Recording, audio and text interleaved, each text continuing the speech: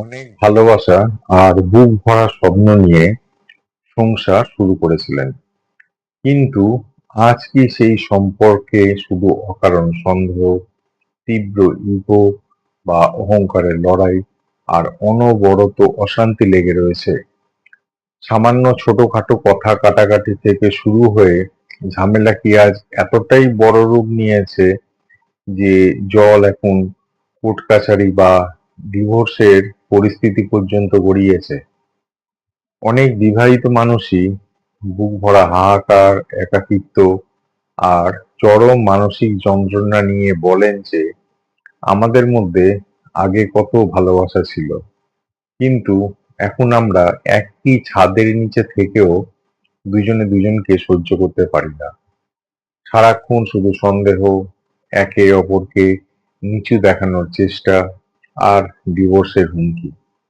আমাদের এত সুন্দর সংসারটা কেন আজ ভেঙে ছারখার হওয়ার মুখে এসে দাঁড়িয়েছে? অনেকে ভাবেন এটা হয়তো শুধুই তাদের স্বভাবের অমিল, পারস্পরিক বোঝাপড়ার অভাব বা ব্যাড লাক। কিন্তু জ্যোতিষশাস্ত্র এবং বাস্তুবিজ্ঞান বলছে স্বামী স্ত্রীর মধ্যে এই চরম ভুল বোঝাবুঝি, বিশ্বাসের অভাব এবং ডিভোর্সের পরিস্থিতি তৈরি হওয়ার পেছনে কিন্তু জন্মকুণ্ডলীর কিছু বিশেষ মারাত্মক গ্রহদোষ এবং বাস্তুর মারাত্মক নেতিবাচক শক্তি কাজ করে। আজকের ভিডিওতে আমরা জানবো দাম্পত্যে এই বিষ ছড়ানোর পেছনের আসল কারণ কি, এবং কোর্ট কাছারি বা ডিভোর্স আটকে সংসারকে আবার ভালোবাসায় ভরিয়ে তোলার সবচেয়ে শক্তিশালী ঘরোয়া টোটকাগুলো কি কি।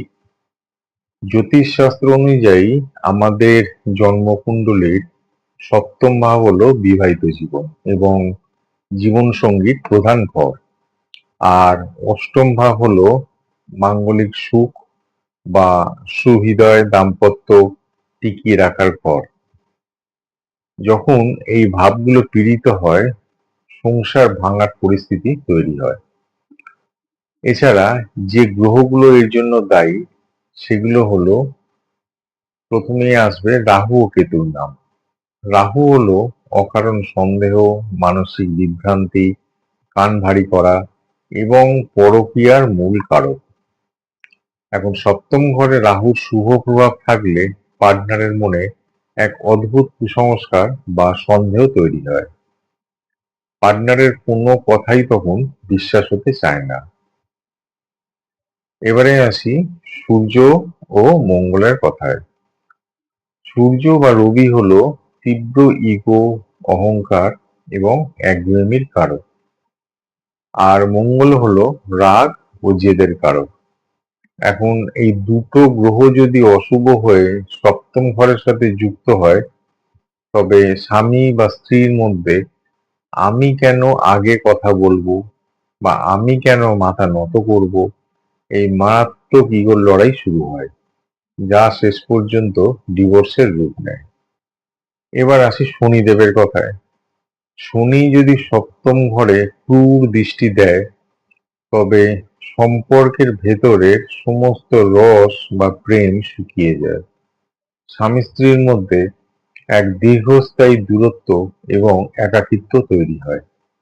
এখন ডিভোর্সের মতো ভয়ঙ্কর পরিস্থিতি থেকে নিজের সংসারকে বাঁচাতে এবং স্বামী স্ত্রীর মধ্যে হারানো বিশ্বাস ও প্রেম ফিরিয়ে আনতে চারটে ঘরোয়া টোটকা আপনাদেরকে বলছি। এক নম্বর হচ্ছে, স্বামী স্ত্রীর মধ্যে অকারণ ইগো, সন্দেহ বা মতবিরোধ দূর করতে এবং শুক্র গ্রহকে বলবান করতে প্রতি বুধবার এবং শনিবার সন্ধেবেলা শোয়ার ঘরে সামান্য ফিটকিরি এবং কর্পূর একসাথে পুড়িয়ে তার ধোঁয়া পুরো ঘরে দেখান। এটি ঘরের নেতিবাচক এনার্জি দূর করবে এবং আপনাদের ভেতরের ক্ষোভ শান্ত করতে কাজ করবে। ২ নাম্বার হচ্ছে, যদি স্বামী স্ত্রীর মধ্যে কথা বলা একদম বন্ধ থাকে বা চরম অশান্তি চলে, তবে রাতে ঘুমানোর সময় স্বামীর বালিশের নিচে সামান্য একটু সাদা চন্দন কাঠ বা চন্দনের গুঁড়ো এবং স্ত্রীর বালিশের নিচে সামান্য একটু কেশর রেখে দিতে পারেন।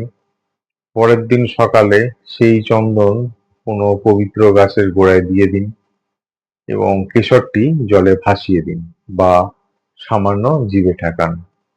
এটি বৃহস্পতি ও শুক্রের শক্তি বাড়িয়ে পারস্পরিক আকর্ষণ বহুগুণ বাড়িয়ে দেয়। ৩ নাম্বার হচ্ছে, অনেক সময় সংসারের বাইরের মানুষের বা কোনো শত্রুর তীব্র কুদৃষ্টি বা নজর দোষ লাগে, যার ফলে হুট করে একটা মিষ্টি সম্পর্ক বিষাক্ত হয়ে যায়। এখন এই নেতিবাচক শক্তি দূর করতে প্রতিদিন সকালবেলা ঘর মোছার জলে সামান্য সামুদ্রিক লবণ বা সন্দক লবণ মিশিয়ে পুরো ঘর ভালো করে মুছে নেবেন।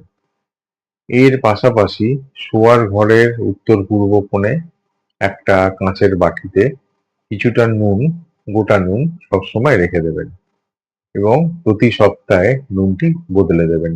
৪ নাম্বার পয়েন্টটা হচ্ছে, প্রতি সোমবার স্বামী বা স্ত্রী অথবা দুজনে একসাথে কোনো শিব মন্দিরে যান। সেখানে মহাদেব এবং মা পার্বতীর চরণে সামান্য খাঁটি মধু অর্পণ করুন। এরপর মা পার্বতীর চরণ থেকে সামান্য সিঁদুর নিয়ে স্ত্রী নিজের কপালে লাগান। শিব পার্বতীর কাছে জোর হাতে প্রার্থনা করুন যেন কোনো অমঙ্গল আপনাদের আলাদা করতে না পারে। এই টোটকাটা কিন্তু খুব শক্তিশালী। এটা অনেক সময় ডিভোর্সের যোগকেও কেটে দেওয়ার ক্ষমতা রাখে। তাহলে বন্ধুরা, এই টোটকাগুলো আপনারা ইউজ করে দেখতে পারেন যদি আপনাদের এই ধরনের কোনো রকম সমস্যা থাকে। দেখা হচ্ছে আগামী ভিডিওতে। ততক্ষণ ভালো থাকুন। নমস্কার।